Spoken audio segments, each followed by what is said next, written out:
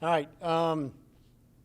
We are, due to a significant number of COVID cases, we are unfortunately announcing a postponement of the Florida LSU game that was scheduled for Saturday, and have worked with Scott Woodward, the athletic director at LSU, along with the SEC office, Charlie Hussey, Mark Womack, and of course Commissioner Sankey, to tentatively have rescheduled that game for December 12th, which, as you know, was a date put in the league schedule for circumstances like this, because we anticipated there might be issues as we went through the season. Just to give you guys some details, among our scholarship players, we have 18 current positives. We have another 3 walk-ons who are positive, so a total of 21 current team members. And when you add in those who are quarantined through contact tracing as a result of those positives, in addition to a handful of players who are on a non-COVID injury list, it gives the Gators less than 50 scholarship players available currently. So certainly understand the importance of trying to have a team prepared and available if possible during this odd season that we're all in. Certainly that was our intention, but we've reached a point where we don't think it's appropriate that we try to play the game this weekend. I think it's important to always point out, because I asked this question, that I get calls from ever since we've been through all this the last several months. Anytime a trainer tells me we have an athlete or someone on our staff who has tested positive, the first question is, how are they feeling? And fortunately, all those who are positive in this instance, including some coaches and some football staff, they seem to either be asymptomatic or only experiencing mild symptoms. So that's obviously a positive right now. Hopefully they'll continue to not have more severe symptoms. I'll also point this out, from when football team mandatory activities began in July until the 1st of October, that was 11 weeks. In those 11 weeks, we had a total of 10 positive cases with our football program. So that's less than 1 per week. Protocols have not changed since the calendar rolled over to October, but obviously we're in a different situation, and so that's there's a sense of frustration. But we understand this virus can sneak up on you, and you can have a spread in a eyelash, really, the bat of an eyelash, and that's what we're seeing right now. Really have no obvious answers about the origin of the spread, but there's suspicion that the trip this past weekend to College Station probably was at the root of it. And again, a lot of this is anecdotal, but from talking to our sports health staff, a couple of our athletes who have tested positive since coming back from that trip subsequently reported that late last week they had what they thought were allergy type symptoms. One of them was congested, one had a headache, and they did not report those symptoms as we have an expectation they do so, because they didn't think it was anything other than just seasonal type cold that we experience through allergies or whatever. So there's a suspicion that maybe that is what helped make this an event that had this kind of spread. Also, I want to just point out again that we're so fortunate to have the great help from UF Health. This is a state of 21 million people, and the best hospital in the state of Florida is about a mile from where I'm standing, UF Health, and they have just been an incredible asset and resource for us. Dr. David Nelson, who's head of UF Health, Dr. Mike Lizardo, who is an infectious disease specialist who's been just invaluable, Dr. Jay Cluxton, who's one of our team doctors who works for UF Health but services our athletic program, and so many others have just, we could not have gotten through this at all without them helping us with protocols and testing and all the things that have allowed us to have, up to this point, safe competition.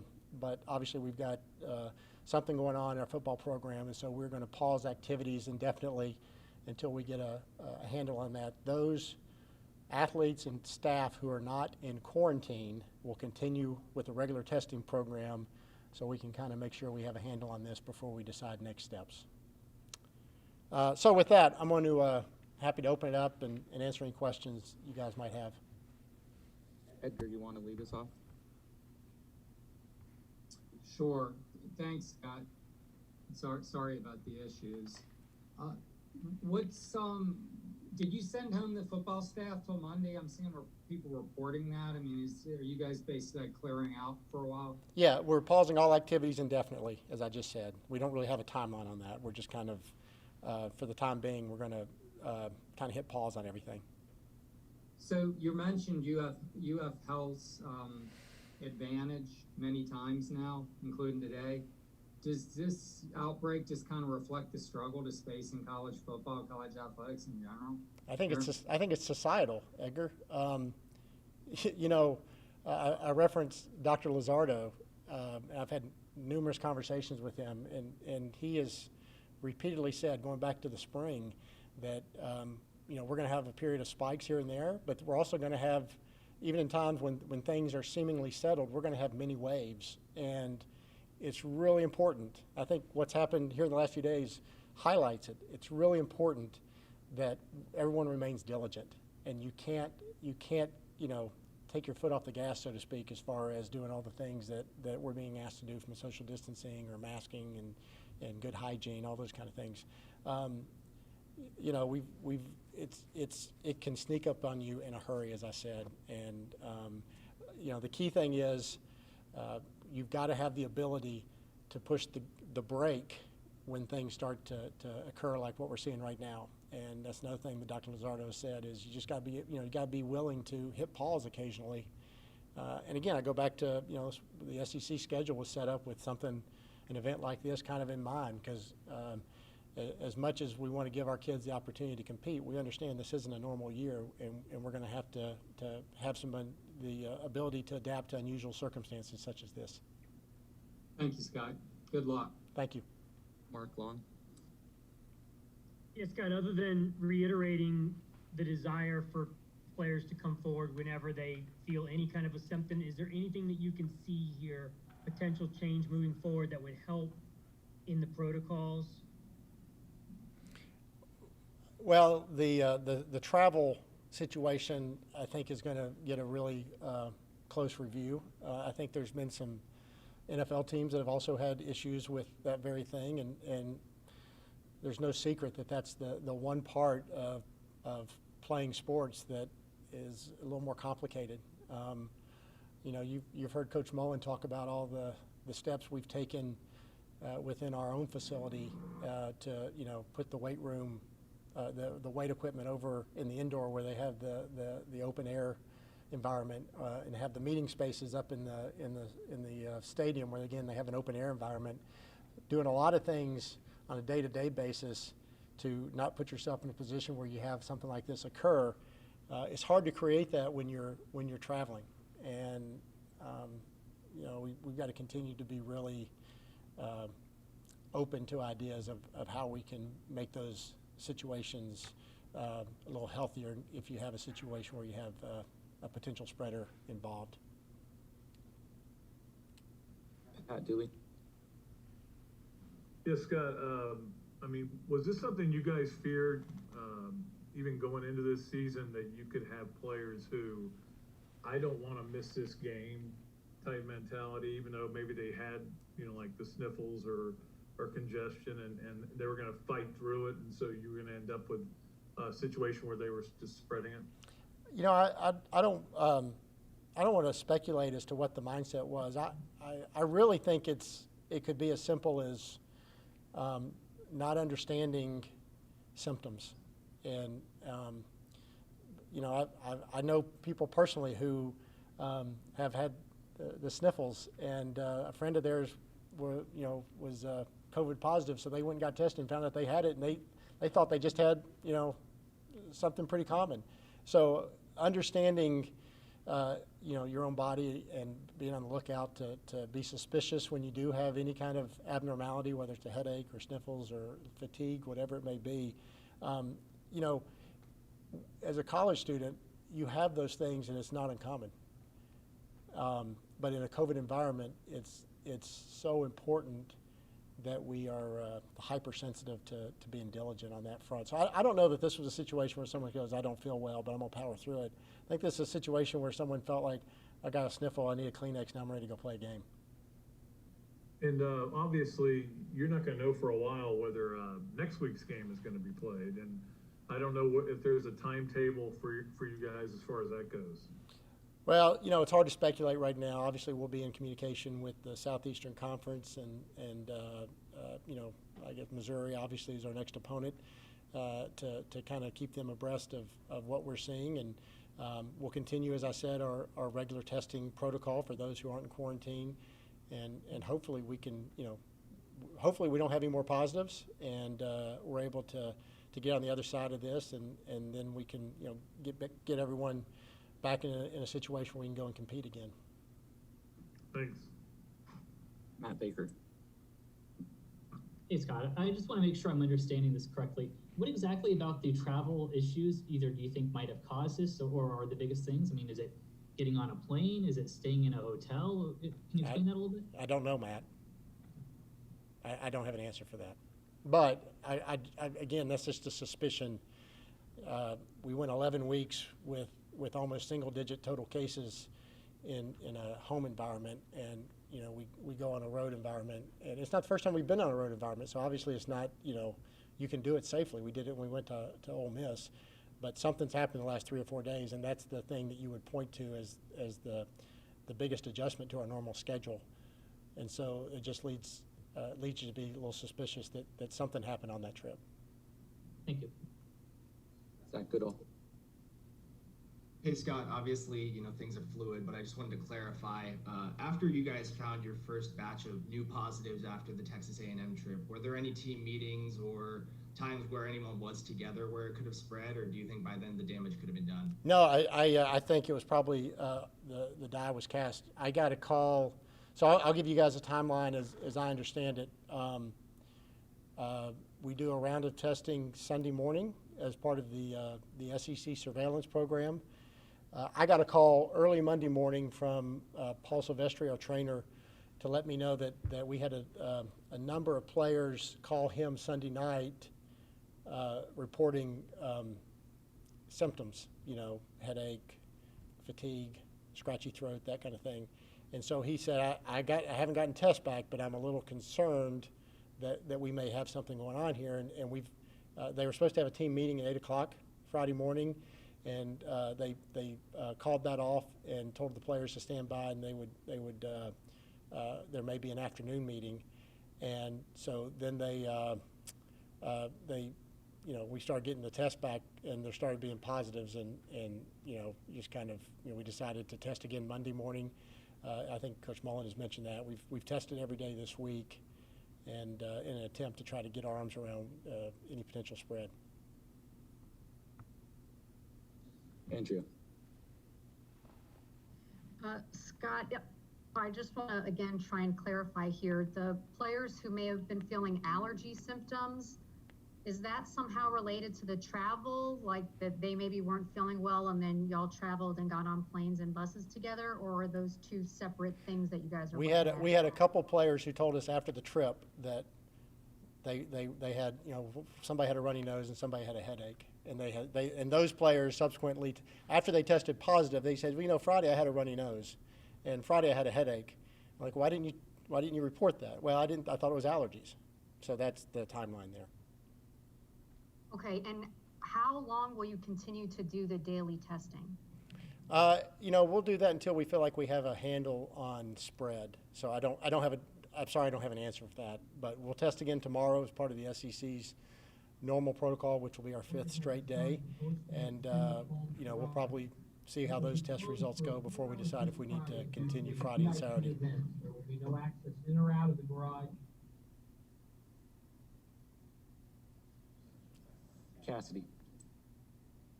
Hey, Scott. Hey, Cassidy.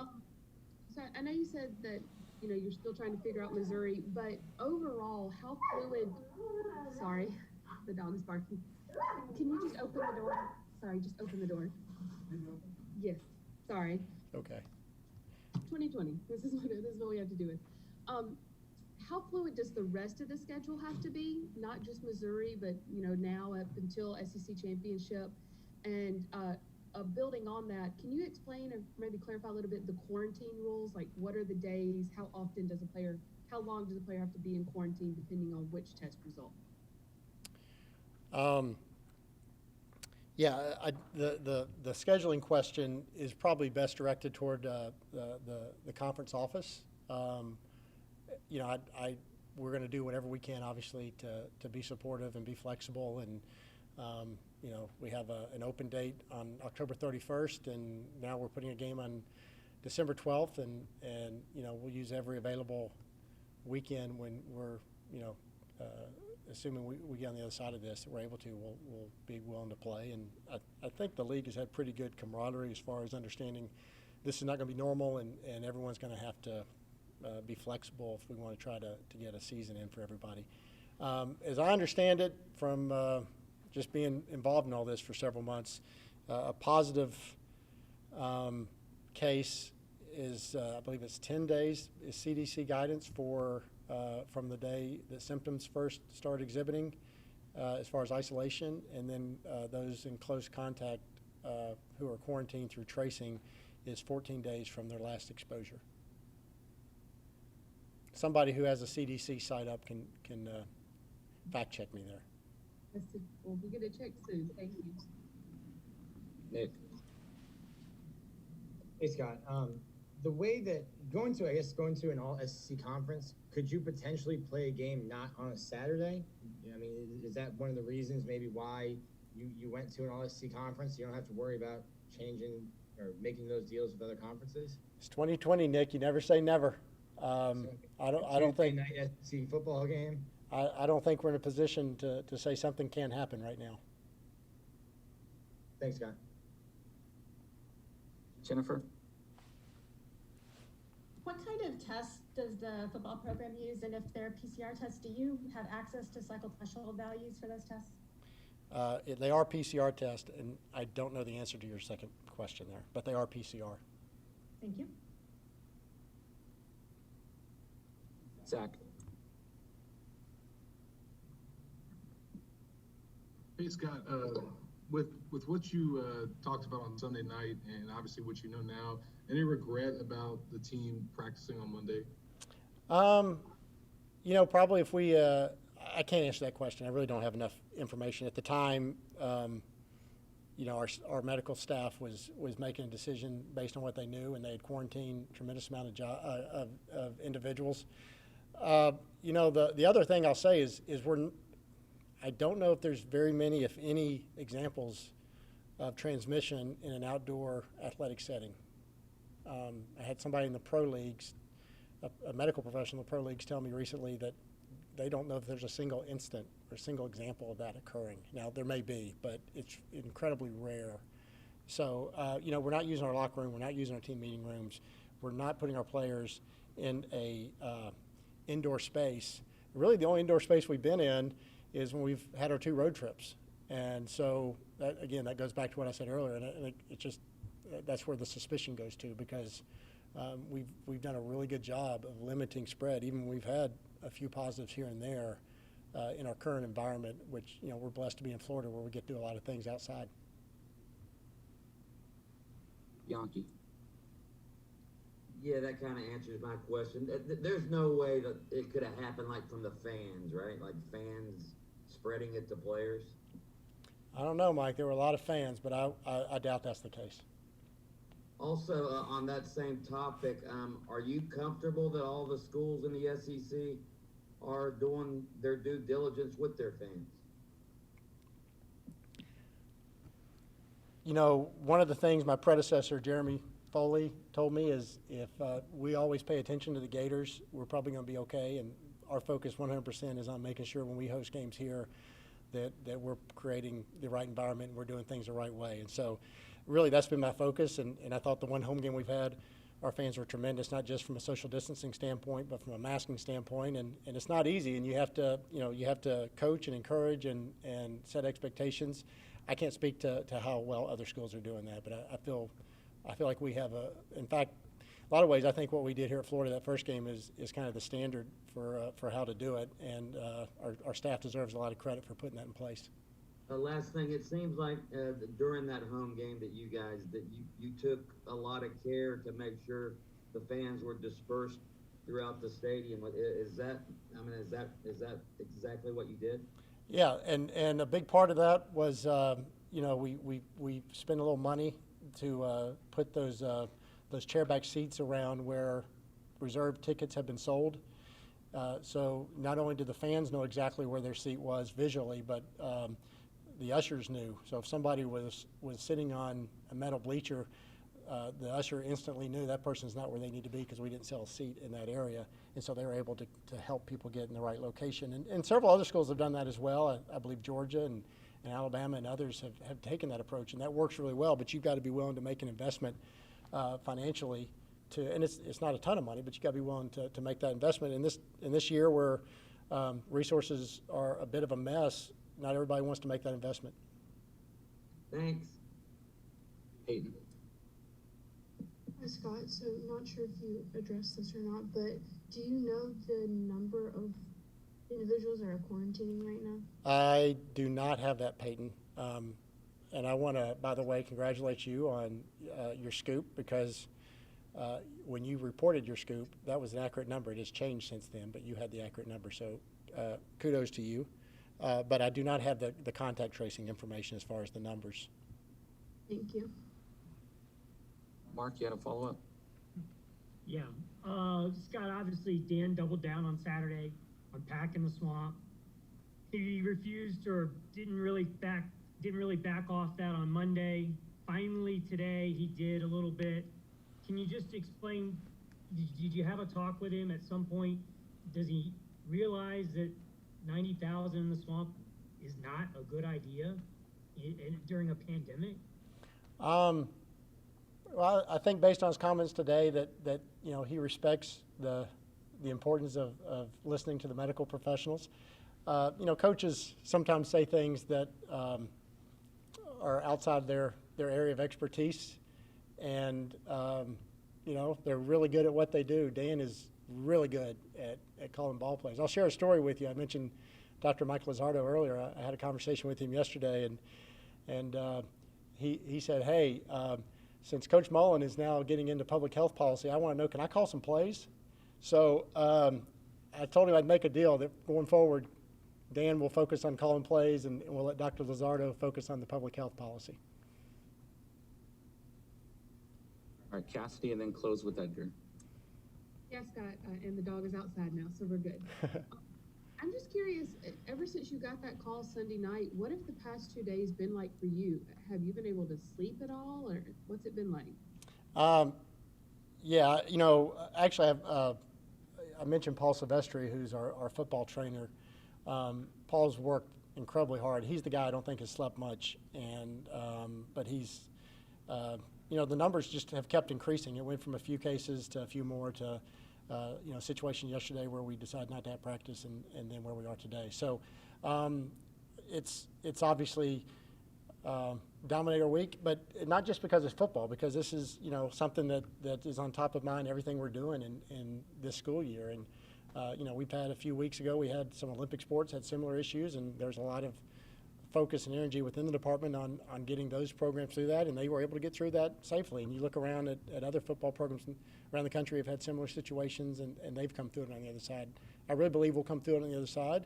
Obviously, we want to make sure our players are safe and healthy, and as I mentioned at the beginning, fortunately, we don't have anybody who is really sick from a symptom standpoint, but we want to make sure that we take care of those individuals, we take care of those who have currently testing negative, and make sure that they continue to stay safe.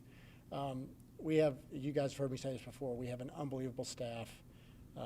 Duke Warner and Stacey Higgins work with Paul Silvestri and so many others throughout our department. They put a lot of time and effort and energy into giving our athletes the opportunity to have a championship experience with integrity, and this has disrupted the opportunity piece a little bit right now. Thanks, Scott. Stay safe. Thank you. Edgar. Yeah, Scott, it's kind of building off that just a touch. I mean, what is this experience, how are you holding up? I mean, Do I look that bad? That's 2 straight questions. You guys I must look awful on Yeah, this camera. And where, and like financially with you, with the program, I mean, this is another hit, obviously.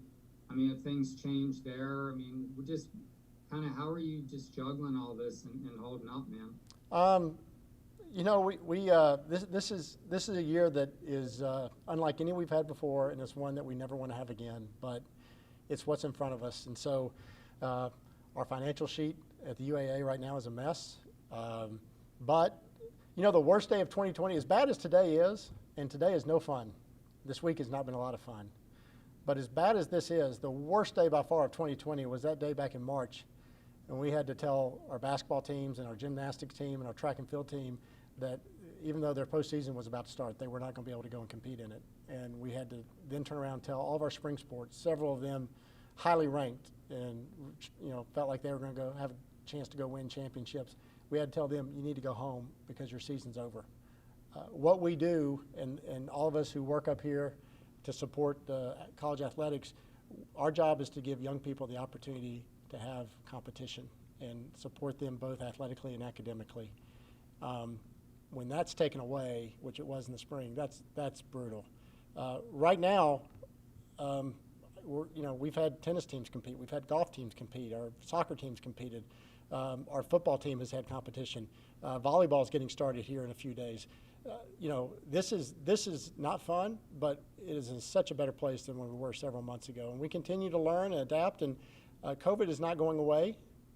We've got to learn to manage and deal with it, but we don't have to be scared of it. You know, we can continue to do things, but we've got to respect it, and we've got to make smart choices, and we've got to protect ourselves and protect one another. So that's probably a lot more than what you bargained for there, Edgar, but I do think it's, you know, this isn't the first sporting event that we've had canceled this fall. Our soccer team, their first match got postponed because of a quarantining issue. So, you know, this probably won't be the last sporting event for the University of Florida that gets postponed this school year, unfortunately. So we've got to learn to manage it. It's not the end of the world.